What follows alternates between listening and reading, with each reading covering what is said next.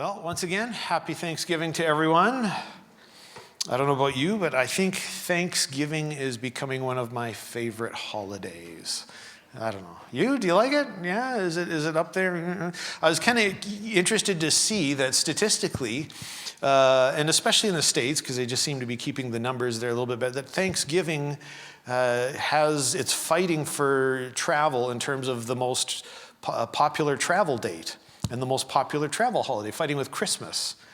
So it's interesting how many people dig in to Thanksgiving, and I get it. I love Thanksgiving here. The beauty of autumn, all the good food that comes out, festive gatherings with family, with friends, with our church, and also though because the act of Thanksgiving itself is just so transformative. That is something that draws me to this particular holiday. Now, of course, Thanksgiving is a civic holiday with a history or histories of its own within North America. It's not a Christian holiday on the church calendar. Yet the act of giving thanks or gratitude is deeply, deeply embedded as a core practice of our faith. And that's why I like to frequently speak about giving thanks on Thanksgiving, because it is so deeply embedded as a core practice of our faith. Giving thanks is like the salt and the pepper that season the entire scriptures and enhance the flavor of the scriptures. Like, we can't read the scriptures for too long, even through some of the harder parts, without eventually running into some expressions of gratitude and thanksgiving. And they're there because they're just constantly, because they're as essential to life as air and water and turkey dinner. And more pointedly, you can't observe the life of Jesus without noticing him taking on practices of thanksgiving. Like speaking of the Eucharist, which comes from the Greek word oikaristeo, which means thanksgiving. Like Jesus' meal, he initiates it with giving thanks before breaking giving thanks before passing the cup. It's the practice of giving thanks is embedded in the life of Jesus, and it's something that he models to us and teaches it to us for our health and for life. Now, several months ago, our church was engaged in a corporate discernment process where we asked a couple of really big questions. What is God inviting us to reach towards? And who is he inviting us to become? Because we need to become in order to do what he's calling us towards. And anyways, one of the things that we believe the Lord spoke to us was to be a renewed call for us to be deeply rooted in him. Kind of looking out at that passage in John 15 as a guide. There's a renewed call for us to take seriously our becoming his disciples, a renewed call to press into our spiritual formation through the practice of regular spiritual habits. And already we've responded to the Lord, for a couple examples, by engaging in things like the well-worn path material that we went through this summer, and what we're doing right now with the emotionally healthy spirituality courses and some of those things that are there running right now.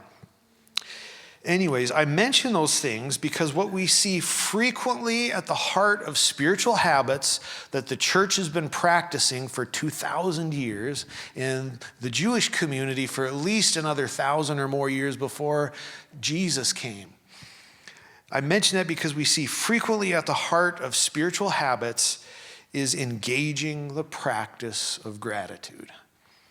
It's so fundamental to our faith. As just a personal example, one of the things that I've been doing is I've been really digging deep into that daily examine practice. Some of you, for everybody who's done the well-worn path material, you'll be familiar with that. And just the whole front end of the daily examine practice is gratitude. And it is amazing how much it changes us when we engage in that and then continue on. It really, really makes a difference. Well, there are multiple reasons why we see gratitude as a core Christian and even Jewish practice, but today, just like especially for the sake of brevity, to zoom in on just one of these reasons, and that is the connection between gratitude and faith. Gratitude is more than just engaging in remembrance or an acknowledgement of something, which is also very healthy. But we can practice gratitude as an act of faith. We can practice gratitude as an act of faith. Okay, why does that matter? Very quickly, looking at Hebrews 11, verse 6. Faith pleases God. It's very relational in terms of our relationship with God. Faith pleases God. In fact, Hebrews 11:6 says, without faith, it's impossible to please God. Faith pleases God.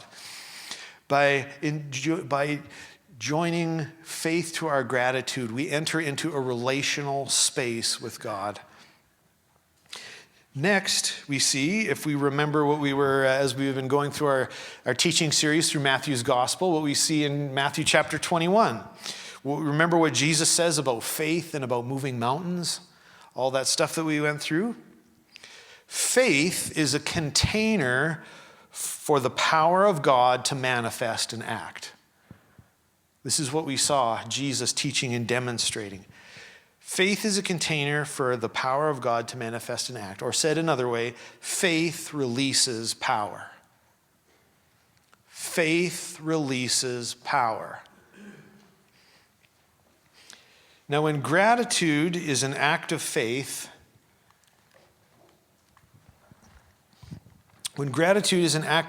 our giving thanks gives power towards God's good. Practicing gratitude challenges the events that we see with our eyes. Like there's a lot of tension in the system, so to speak, between what we see with our eyes and what we hear within the word of the Lord. And the scriptures show this struggle.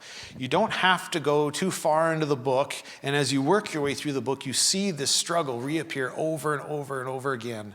As the people of God cry out to God, it's like, God, you said, why is this? Or there's all these things going on, and just really wrestling and reconciling with circumstances versus what God says. And what and trying to see and to hold on to what God says and what God is doing. So yeah, our natural and sometimes even our spiritual eyes may see many things that are difficult for us to digest. We get heartburn, both metaphorical and literal sometimes, from the various forms of pessimism that we are fed every single day. Hearing endless, seemingly endless sagas of corruption here, there, and everywhere in every form of society. And we become aware of just the intense polarization and fragmentation of society and of our families. And we've got agendas straining in every single direction. And it just can sometimes be overwhelming. And it's easy to give into an outlook or even an expectation of possible negative outcomes, where we become oriented to okay, what's going to go wrong now? And we can give into some pessimism or suspicion of people and things like that. And in fact, as I've been doing a lot of reading and learning from psychology, psychiatry, neuroscience, and all this kind of stuff, I've been learning that actually it's a natural defense mechanism, and our brain is actually wired to operate that way. Partly, if you expect a negative outcome, you'll prepare for it, and then you can mitigate it when, the small percentage of times when something bad actually does happen. And then you survive. It's a survival mechanism. Unfortunately, a lot of our defense mechanisms sometimes work against us when we don't need them. If any of you have ever been through some counseling sessions, you'll learn that as well. But so we're even wired this way naturally, to look at some of the possible negative outcomes, to become pessimistic, suspicious. So to one degree or another, if we allow this to take root in our hearts, we can end up embracing an alternative system of faith. An alternative system of faith of something like cynicism, where it's just like you get to the point where it's like, you know what, I don't even know that I can trust anyone or anything or anybody who's speaking out there. And no matter how good the intention might have been, it's just like everything here is just tainted with self-interest. It's like, I don't know that I can deal with this. Like the world is just broken beyond repair. And that, to some degree, even if it's just a little tilt of the compass, can take root in our heart. And that little tilt in the compass tilts our direction. And if we let that live in our hearts, the deception that can come in, even to some little degree, is that we begin to believe that we're actually being defeated. Because we're looking and we're seeing how things are going, and it's not the way we think it should go, not the way that we think should be lining up to what God says. It's just like we can subtly begin to believe that we're being defeated, and even that maybe evil is winning. Now, at times, too, words that come out of our mouths, even subtle little comments, can join in with those things that are rooted in our hearts and can actually then give them power. Because our faith has moved to the action of our speech, our faith releases power. Looking at James 3, our words have power. And we end up acting in accordance with our faith and expectations. Like James says, it's like the rudder on a ship. The faith, the words, it gives power. It changes our direction. Now, yes, our world has brokenness. There are certainly evil things being done. There are numerous areas of genuine unmet need around the globe that are hard to fathom. And there are times of suffering and circumstances, that are just beyond our control, and we just don't know why. There's so much mystery. But there is a difference between acknowledging what we see and entering into an agreement of faith about what is and about what will be. The difference between acknowledgement of what we see and entering into an agreement of faith about what is, and particularly the what is in terms of the truth of God, and what will be in terms of what God has said and what God has declared. Now, our faith doesn't deny that a problem exists. It just denies it a place of influence. And we don't want to be triumphalist and set ourselves up for disillusionment. We still want to respect what the scripture says about the now and not yet tension of the kingdom of God and not attempt to resolve that tension. It's there in scripture. We should leave it as it is and walk it out as it is. Like, we live in the middle of that now and that not yet tension, when Jesus inaugurated the kingdom and when Jesus will come again and the kingdom will come in its fullness. And we're in that middle place, in these middle times when, yes, the kingdom breaks through, but then sometimes we have to wait. Sometimes it's now, sometimes it's not yet. And we live in that mystery. Praise Jesus. Sometimes it looks like we might see the mighty hand of God bringing blessing and deliverance. And I think probably all of us have seen that sometimes. And then there's other times where all of us have walked through the valley of the shadow of death, and we're just trusting in the promise of God that he is with us. Maybe even at times we get an experience of that. But whatever our lot, we posture our hearts with gratitude, regardless of the when or the how that the kingdom of God comes. But we posture ourselves in gratitude that it will come. Thank you, Jesus, that your word is true, and it will come. One way or another, now or yet to come, the reward of faith will come, because all of God's promises are yes and amen in Jesus. Now, the crux of the matter is here with all of this stuff is that this stuff works both ways. Faith releases power. And like Matthew 15 says, in Matthew 15, Jesus says, "As is your faith, so shall it be unto you." Pretty amazing statement there. As is your faith, so shall it be unto you.